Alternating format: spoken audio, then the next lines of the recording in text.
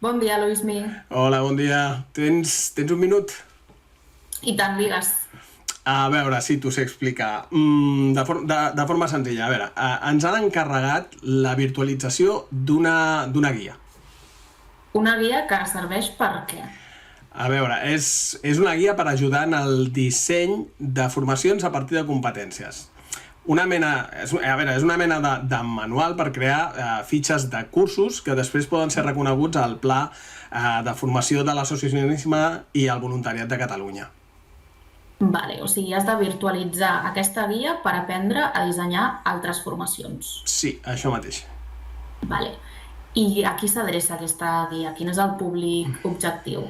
Bàsicament és a les persones responsables de formació i persones docents d'aquestes escoles de voluntariat que participen actualment en el pla. I quin perfil tenen aquestes persones que fan les formacions en línia? Això és divers, ¿vale? És divers. A veure, són persones que tenen expertesa en els seus àmbits formatius, també tenen experiència en la docència, i algunes han participat com a alumnat de formacions en línia, però no tantes com a docents amb expertesa en entorns virtuals. Vale. I a mi m'encanta que m'expliquis els teus projectes, però per què m'ho dius a mi? Què pinto jo amb tot això? Doncs, a veure, et preguntava perquè una part de la guia volem que sigui en format audiovisual. I aquí m'has d'ajudar tu, perquè té diversos capítols i és possible, no, serà que uns es puguin convertir en aquest format audiovisual i d'altres es faran en format de curs virtual que també pot incloure aquests mateixos vídeos, aquests mateixos audiovisuals.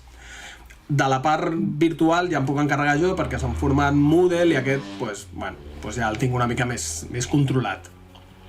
Vale. Llavors, m'has plantejat això i a mi se m'acudeixen moltes preguntes que hem d'anar resolent junts. La primera de tot, per exemple, és on ho volem publicar. Perquè, per exemple, no és el mateix si volem publicar a YouTube, si volem publicar a TikTok, i també cal tenir en compte el que t'he dit, les persones destinatàries i una mica quins canals de consum o quins mètodes de consum tenen. A veure, les destinatàries és difícil saber quin domini tenen de les eines així més tecnològiques o l'ús que en fan de les xarxes socials, perquè també les edats poden ser diverses.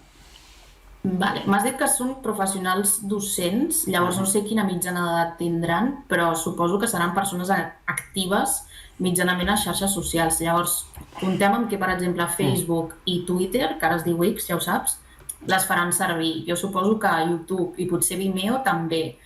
I llavors no sé si descartaria TikTok perquè no sembla que tinguin un perfil molt adolescent o jove, no? No voldria ofendre a ningú, però no, jo crec que podem descartar adolescents. A veure, tot i que algunes de les destinatàries dels cursos que dissenyen les escoles poden ser adreçats a aquesta franja d'edat. Vale. Tot i així, el que has dit, sense ofendre a ningú, deixem de banda adolescents i ens centrem en aquest perfil de persones professionals de les escoles, no? Ok. Vale. Has pensat quin tipus de material audiovisual vols fer? Un vídeo, no? Sí, però entén-me, un vídeo que vols que sigui ficció, vols que sigui més documental, una entrevista... A veure, aquesta és la meva pregunta, perquè no sé ben bé com decidir això, ¿vale? Vull dir, tu quin em recomanaries, o quin criteri o quines coses haurien de tenir en compte per decidir? És que depèn molt. Jo et diria que, si vols, mirem junts el document base i a partir d'aquí decidim i mirem les idees. Ok, vale, doncs ara ho comparteixo. El que passa que hem de tenir en compte que és un document que està pensat per ser llegit. Vale.